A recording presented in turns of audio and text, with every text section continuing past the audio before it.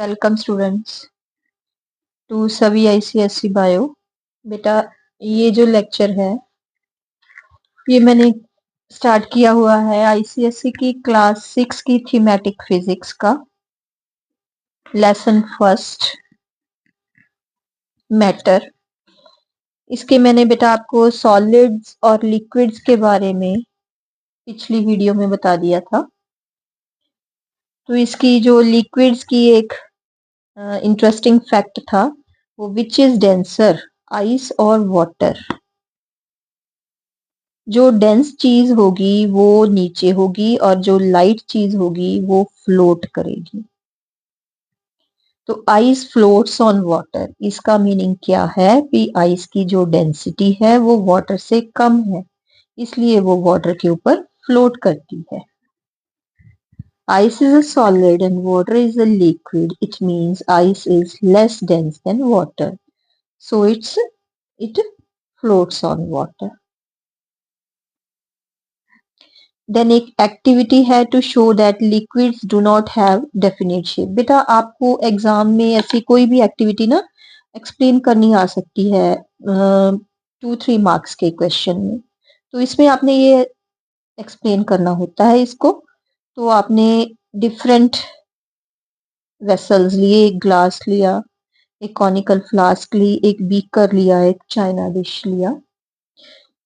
तो इसमें सबसे पहले आपने ना एक वेसल में 200 ml ऑफ वाटर डाल दिया। अब इसको इन्होंने तो लिखा है ईच वेसल में, हर एक वेसल में इतना इतना डाल दीजिए और वो वाटर जो है उसकी शेप क्या है, डिफरेंट डिफरेंट होगी और लेवल भी डिफरेंट होगा। तो ऐसे भी इसको किया जा सकता है कि आप एक 200 ml ऑफ वाटर लीजिए, उसको आप ग्लास में डालिए, it will take the shape of the glass. अब इसको आप फ्लास्क में पलट दीजिए तो it will take the shape of the conical flask. अब इसको आप बीकर में डाल दीजिए तो it will take the shape of the beaker. अब इसको आप चाइना डिश में डाल दीजिए और बाउल में डाल दीजिए तो it will take shape of the bowl. ठीक है बेटा, तो इससे क्या प्रूव होता है that liquid takes the shape of the vessel.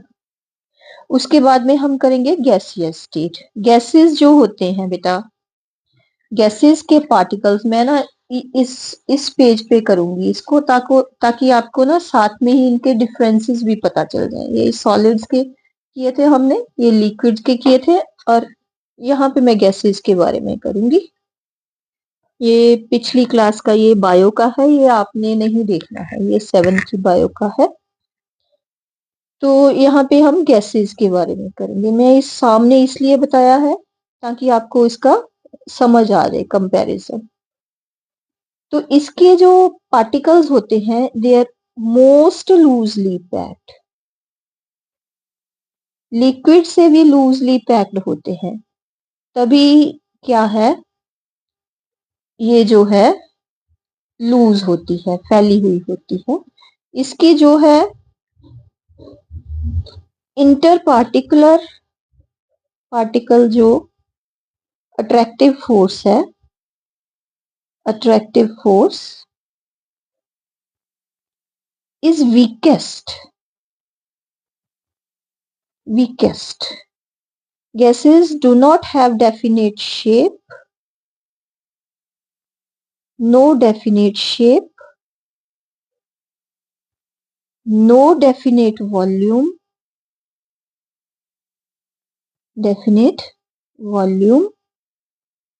they can flow, have low melting and boiling point. ये सभी किसके कारण है? क्योंकि इनकी जो इंटरपार्टिकुलर जो फोर्स है वो बहुत लेस है। They can be easily compressed, क्योंकि इंटरपार्टिकुलर फोर्स जो है बहुत कम है और इसके जो पार्टिकल्स है they are free to move, कहीं पे भी चले जाते हैं। ये है गैसेस के बारे में। तो गैसेस का एक इंटरेस्टिंग फैक्ट है, How does a small cylinder of cooking gas give supply for many days of cooking? ये एक छोटा सा सिलेंडर है, वो कैसे 30 दिन 40 दिन तक वो सप्लाई देता रहता है? तो फर्स्ट ऑफ ऑल आप जानिए कि ये जो गैस सिलेंडर है, इसमें गैस एलपीजी भरी हुई होती है, जिसको हम बोलते हैं liquefied petroleum gas. Liquefied petroleum gas, petroleum gas. Mainly उसमें ब्यूटेन होती है, उसका कंपोनेंट जो है लिक्विफाइड पेट्रोलियम गैस का। तो अंडर प्रेशर, अंडर हाई दबाव के, अंडर हाई प्रेशर के उसको इस सिलेंडर में भरा जाता है और ऊपर से इसको बंद कर दिया जाता है। तो जब इसको निकालते हैं नॉब और रेगुलेटर लगाते हैं, फिर गैस का आप बर्नर ऑन करते हो तो उसका प्रेशर रिलीज हो जाता है और वो गैस वहां पे चली जाती है। Large volume of gas is compressed in the cylinder of cooking gas. This is done under high pressure. ठीक है बेटा, ये इंपॉर्टेंट है। हाँ जी, फिर आगे एक एक्टिविटी है to show that gases are highly compressible. इसकी एक एक्टिविटी है, तो आपने ना पिस्टन्स लिए, मेडिकल सिरिंजेस ली और उसकी यहाँ पे ना रबर कॉर्क डाल दिया। Shut the nozzles of syringes by rubber cork, उनके पिस्टन बाहर निकाल लेने हैं। Leave one syringe as it is, एक को छोड़ देना है जैसे है। एक में आपने वाटर डाल दिया और पिस्टन लगा दिया, और एक में आपने चौक भर दिया, उसको पीस कर चौक भर दिया और पिस्टन लगा दिया। अब आप इन तीनों को, पिस्टन को दबाओगे तो क्या देखोगे, कौन सी जो है पिस्टन वो सबसे नीचे गई? ये चौक वाली तो दबेगी नहीं, क्योंकि चौक इज अ सॉलिड और उसके पार्टिकल्स के बीच में इंटरमोलिकुलर फोर्स स्पेस जो है वो बहुत कम है। ठीक है, वाटर वाली जो है वो थोड़ी सी जाएगी नीचे को, और जो एयर वाली है वो बहुत जल्दी नीचे को चली जाएगी। तो इसका मीनिंग क्या है? Solids are non compressible, liquids जो है वो थोड़े कंप्रेसिबल है, और जो गैसेस जो है they are most compressible. Gases are highly compressible. Clear हो गया बेटा ये आपको? अब हम चलेंगे, हाँ जी, इनका रिजल्ट क्या है? The piston can be easily push down in the syringe containing air, second piston is not easily pushed, and third could not be pushed down. This shows that gases are easily compressible as compared to liquids and solids. उसके बाद आ गया, ये हमने complete कर लिया solids, liquids and gases के बारे में। Then next is physical quantity.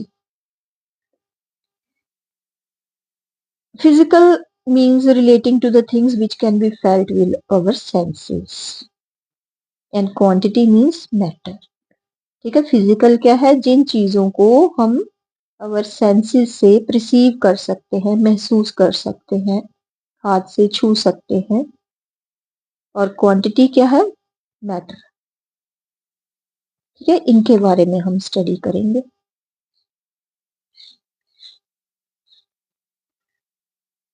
अब आप देखोगे कि टेलर है जो, ठीक है, टेलर क्या है? क्लोथ स्टिच करने से पहले मेजरिंग टेप के साथ क्लोथ को मेजर करता है। He also takes the measurement of a person for which stitching is to be done. ठीक है, जिसके कपड़े सिलने हैं उसकी भी मेजरमेंट करता है। तो actually he check the length of the cloth in metre with the measuring tape. ठीक है, वो लेंथ कपड़े की चेक करता है, किससे? मेजरिंग टेप से। सो दस लेंथ मेजर करता है, तो length is a physical quantity.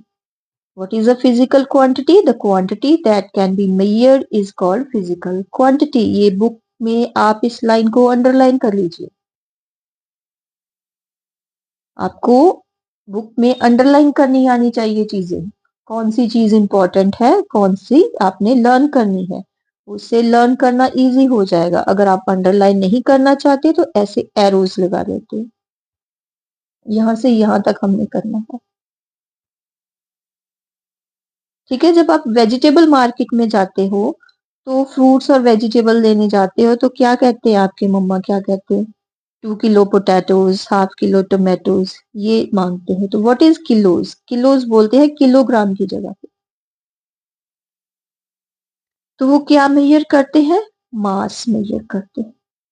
तो it is also quantity of matter, it is a physical quantity which can be measured.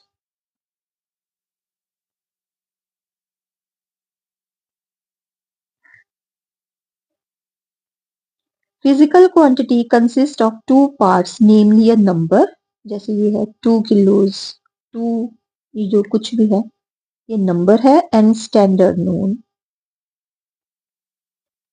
The number is called the numerical value and the standard is known as the unit. ठीक है, ये जो kilogram है ये क्या है? Unit है। तो फिजिकल क्वांटिटी कंसिस्ट ऑफ क्या है? एक न्यूमेरिकल वैल्यू है, ये नंबर है, साथ में उसके यूनिट्स हैं। Physical quantity is equal to numerical value into unit, x is equal to n into u।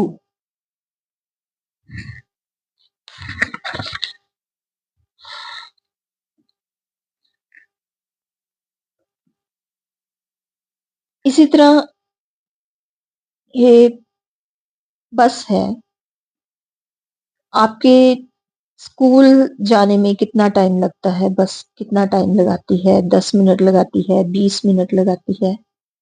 ठीक है, तो what is 10? 10 is the numerical value, minute is the unit. So time is also a physical quantity which can be measured. Objects around us. Let us make a list of the objects and try to find out which physical quantity is meaningful in. हाँ जी, ये this is the LED TV. इसमें related physical quantity क्या है? Length है, length into height. Watermelon, इसकी measurable physical quantity कौन सी है? मास और वेट। वॉल क्लॉक है, इससे हम क्या मेजर करते हैं? टाइम। थर्मामीटर है, इससे हम क्या मेजर करते हैं? टेम्परेचर। इसी तरह उन्होंने ये छोड़ा हुआ है कि आप कुछ फिजिकल क्वांटिटीज के नाम लिखिए, आइटम्स के नाम लिखिए और उनके साथ रिलेटेड जो है फिजिकल क्वांटिटी लिखिए।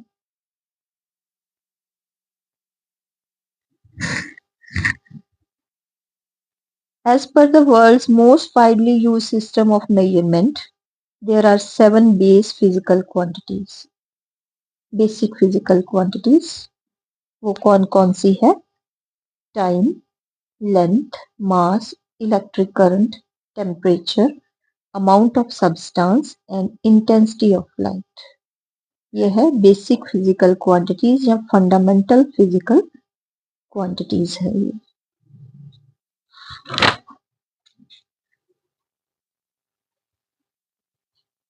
देन है measurement. What is measurement? What is measurement? The method of comparing a quantity to be estimated with a known standard physical quantity is known as measurement. ठीक है, जिस किसी चीज को हमने मेजर करना है उसको किसी स्टैंडर्ड फिजिकल क्वांटिटी के साथ कंपेयर करना, that is measurement. Every measurement consists of 2 parts. Number 1 is, पहले भी बताया मैंने, न्यूमेरिकल वैल्यू, एंड सेकंड क्या है उसके? Unit. Then activity had to measure the length using handspan. Handspan ऐसे, that this is handspan. Measure the length of your table by using handspan. ठीक है, ये टेबल है, इससे ये बुक है, आप हैंड स्पैन से इसको ऐसे मेजर करो, ये कितनी हैंड स्पैन आ जाती है। This is 2 hand spans. ये मेरी है, अगर आप अपनी हैंड स्पैन मेजर करो वो कितनी आ जाएगी आपकी, 4 आ जाएगी, 3 आ जाएगी। ठीक है, ये जो हैंड स्पैन से मेजर करने की है बात, these measurement are not the same. क्यों? This is because the hand span of different people are different. To measure the length with a pencil, let the length of your pencil be unit of length. आपने ये pen है, ये मैंने पकड़ा, ये इसको major कर दिया, यहाँ से निशान लगा दो, इसे मेजर कर दिया, कितने है ये, अप्रोक्सीमेटली 2.5 यहां तक। ठीक है, तो ये भी क्या है, डिफर कर सकती है length of pen, length of pencil.